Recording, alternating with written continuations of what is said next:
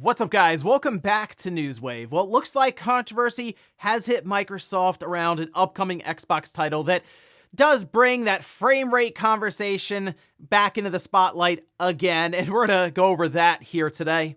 Also, we are going to be talking about a new patent that's been discovered that is bringing up some concerns around TV manufacturers being able to insert advertisements into your games or movies. And then we also have to take a look at a case for the FTC where they are pushing back against the ESRB with them being able to scan your face and figure out if you're old enough to play Grand Theft Auto. So if you guys enjoy these videos, make sure you hit that like button, helps out a ton. And if new here to the Spawn Wave channel, make sure you subscribe down below. And we're gonna start today with Microsoft and their upcoming showcase that they've already discussed previously in that podcast over the summer, and a title that is now heavily anticipated to not only be there, but maybe even set the stage, we'll say, for next generation, which is something people have been calling for. When's that aha moment for next gen, even though we're 3 years into the generation? Well, we can see this posted up. This over on X from Tom Warren, who says, I've heard some stuff with Gear 6 might be happening this summer, as he's quoting Jeff Grubb on the XCast show.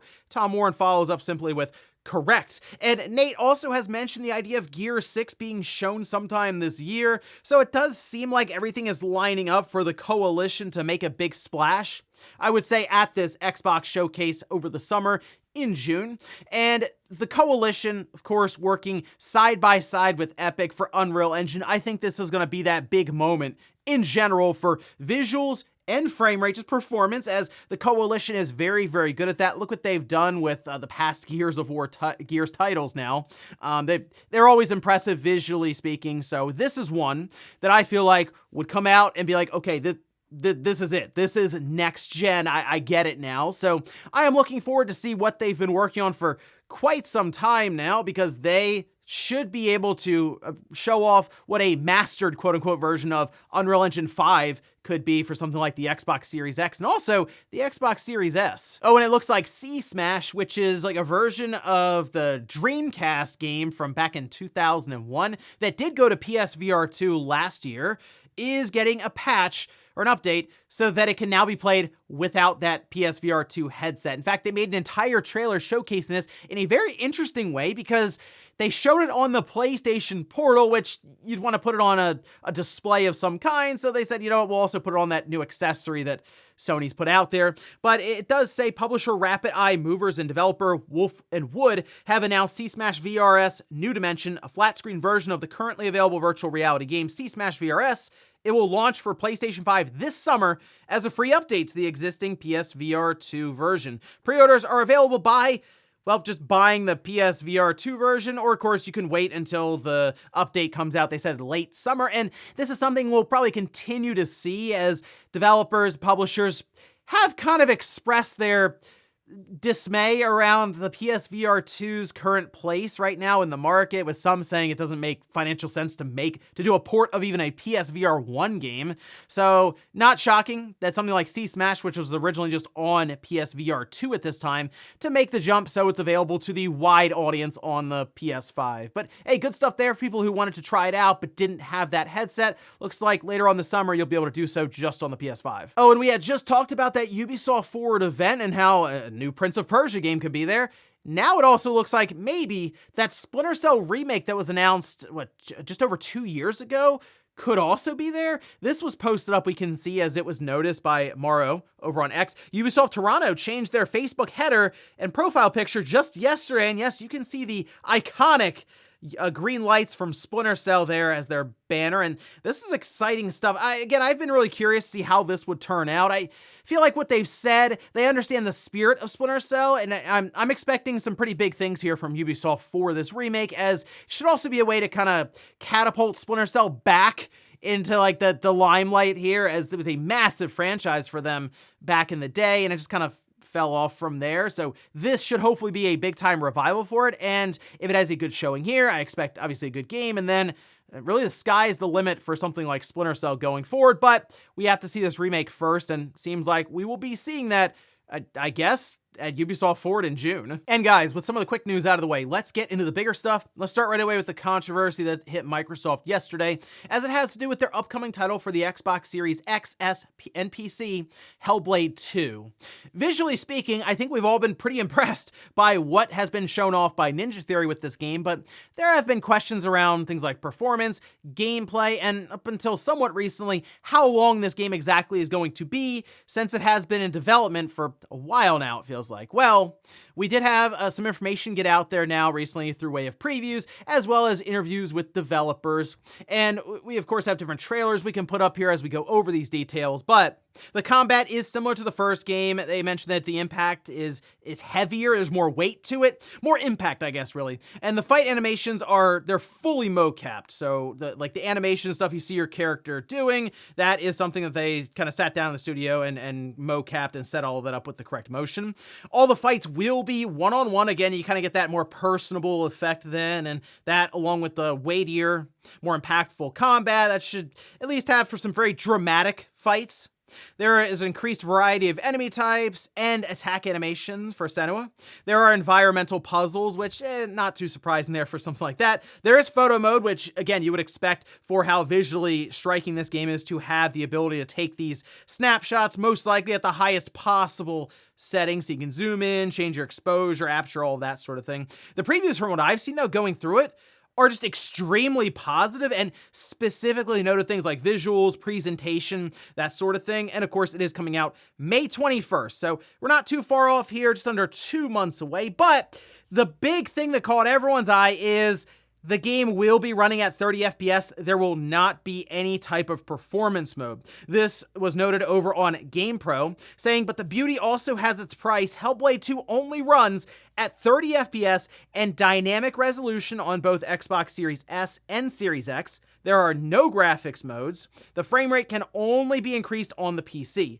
The VFX director explains this in an interview with GamePro by saying that the experience should feel more cinematic, similar to movies that run at 24 frames per second. And if you're thinking, wait a minute, we've been here before, the cinematic claim for why something would be 30 FPS, and you're right. Back with Assassin's Creed Unity, we have Ubisoft, who said, at Ubisoft for a long time, we wanted to push 60 FPS.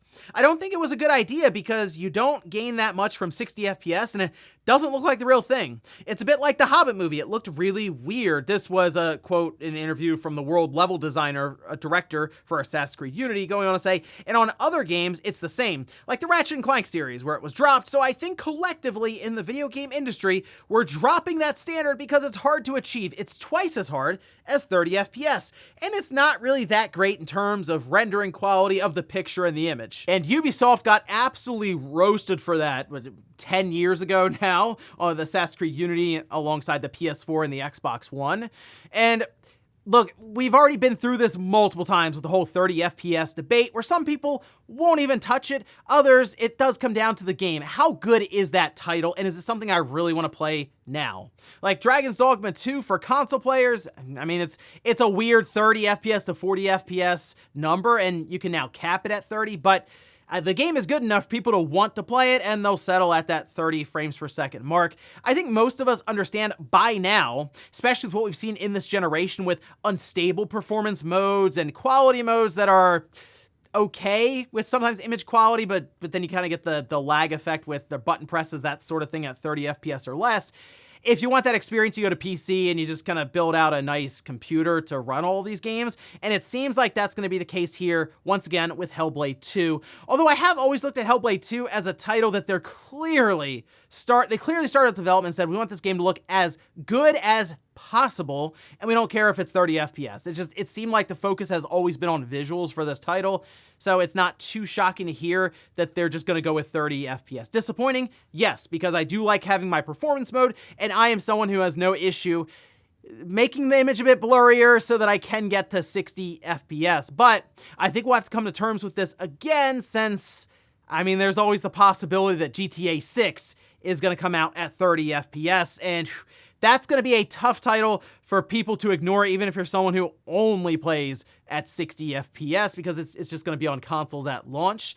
But still, Hellblade 2, 30 FPS, is it a deal breaker? For me, no. I do want to check the game out. Obviously, it's looked very impressive every time it's been shown, but if I Really am not a fan of the 30 FPS mode. I'll just, I guess, jump over to PC and see how that 3080 Ti is holding up. Next up, let's talk about a patent that has people a bit concerned around the idea of some of these TV manufacturers just inserting ads at different times while you're playing a game or watching a movie. Now, we can see this is posted up, this over on Low Pass, saying Roku is exploring ways to show consumers ads on its TVs even when they are not using its streaming platform. The company has been looking at injecting ads into the video feeds of third-party devices connected to its TVs, according to a recent patent filing, which they were kind enough to link here, and we can sort of go through it, the abstract, this over on Google Patents, saying, for ad insertion by a display device coupled to a media device via a high-definition media interface or HDMI connection, where the media device provides media content and or a controlled signal, when the media device pauses the media content, the display device can determine that a pause event has occurred and insert an ad shown on the display device. Further, some embodiments include determining the context and or content of the media content that is paused and determining an ad that is customized to be determined context or content to be displayed on the display device. Did you get all of that? Essentially, let's say you're playing a game. Let's say you're playing Hellblade 2. You're going through and you stop. You want to pause to go get a drink. Technically, the Roku TV could see that, okay, they've paused it, nothing's happening on screen, let's drop an ad in there for Coca-Cola, because they're getting up to get a drink, they're playing a game, this all lines up and with our algorithm that we have for which ad to pull.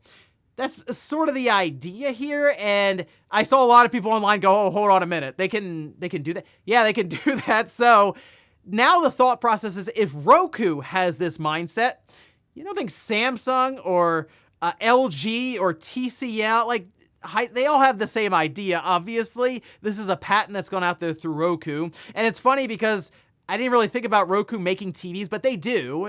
I think it's somewhat recent as they were mostly providing like the OS on these different TVs, and they're getting into the hardware and creating the sets themselves now.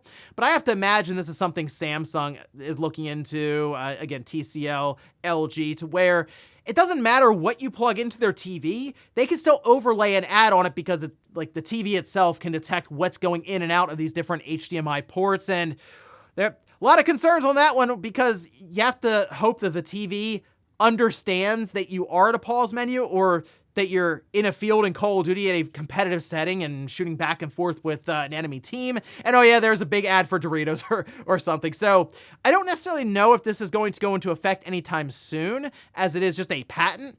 But again, you see where the TV manufacturer's mindset is right now, and there's not a lot you can do if they all decide to push it this way, other than just sticking with the TV you have now, unless they are able to somehow push an update to that. It's tough, but we'll see. Hopefully this doesn't necessarily get implemented, but ads, there's money to be made. Something tells me these companies might take a shot at it. Next up, let's talk about a really cool fan-made project that's currently ongoing, and it's for Mega Man, so you know I had to at least throw this in here for one section, which this is posted up over on Time Extension. Caught my eye, as you can see, new teaser for Episode Blue, which is a Mega Man 5 remake, and I said, hold on, I gotta look into this one. And this is all part of a project called Mega Man: The Sequel Wars. Now, this is, as you imagine, the Sequel Wars. It's a sequel to The Wily Wars, which was a remake of Mega Man 1, 2, and 3 that came out on the Sega Channel, and then I believe in Europe they had released it on a cartridge. Now you can sort of have a reproduction cartridge made for it, and it was even on like the Genesis Classic and stuff that Sega's done somewhat recently. But in this case, they are remaking 4, 5, and 6, those NES Mega Man titles, and they're completely redoing it. This isn't like a ROM hack of Wily Wars. They say it's fully coded from scratch in C using the SGDK library. They say as such, the game will be distributed as full ROM releases, and there's no original game to patch to. Super impressive stuff here. Now, Mega Man: The Sequel Wars Episode Red, or I guess that'd be Mega Man 4 Remake, is available right now over on their site, so I'm gonna check this one out. It seems kind of cool that we're getting remakes of these original Mega Man games from just the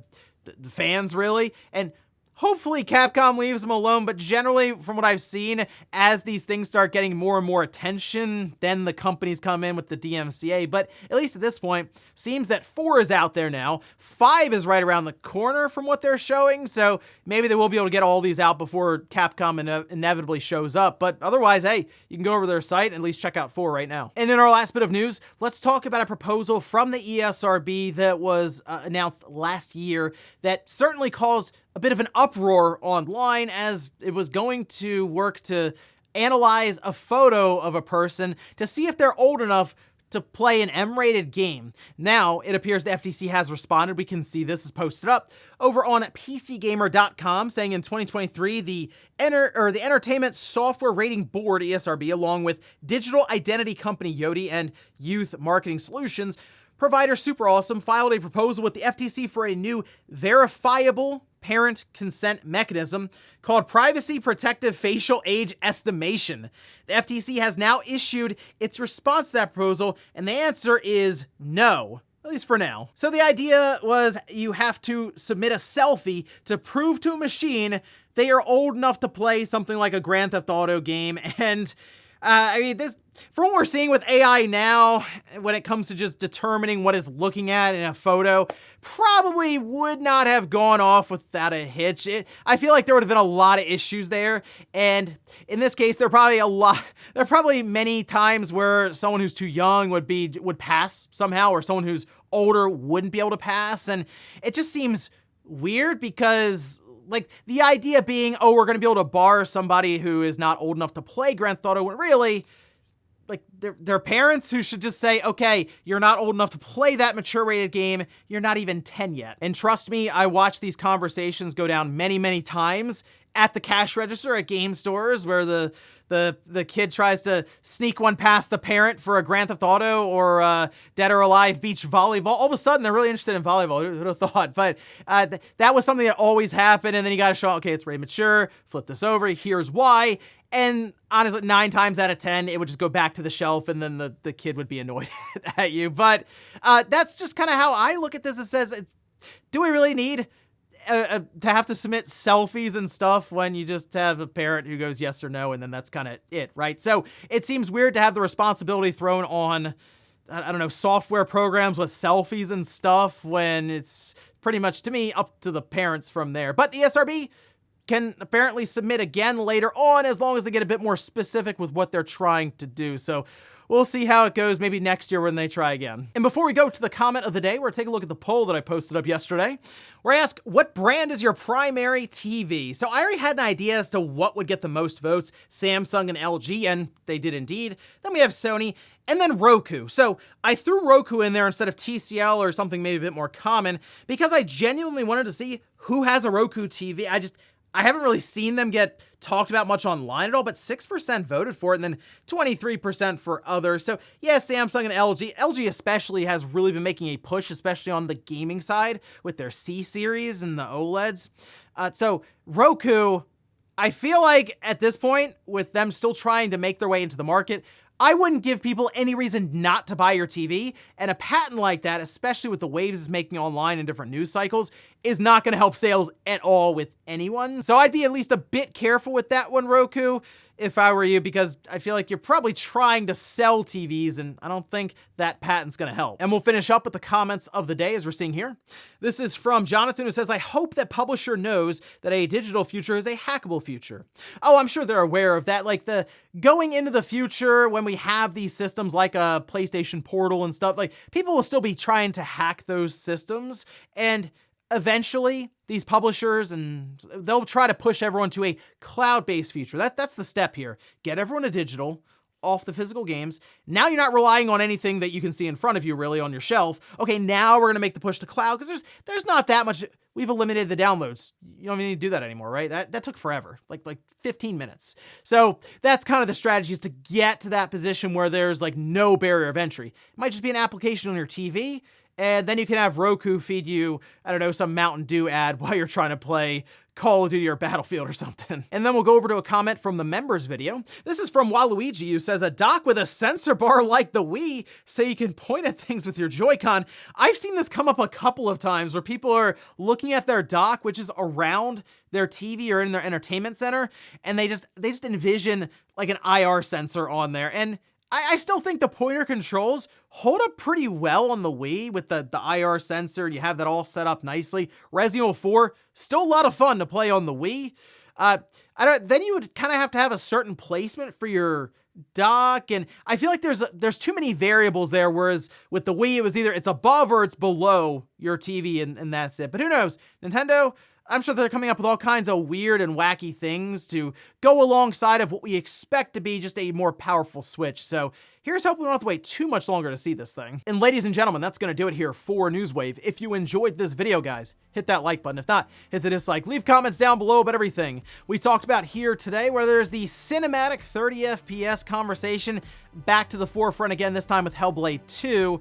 Is that a deal breaker for you if a game comes out and there's no performance mode, it's just 30 FPS? And then also, what about TV manufacturers figuring out ways to slip advertisements in there, even if you're playing on your PlayStation or Xbox or just watching Netflix? Thanks guys for watching. Have a great weekend. I'll see you back here Monday morning, 8 a.m. Eastern time for Newswave.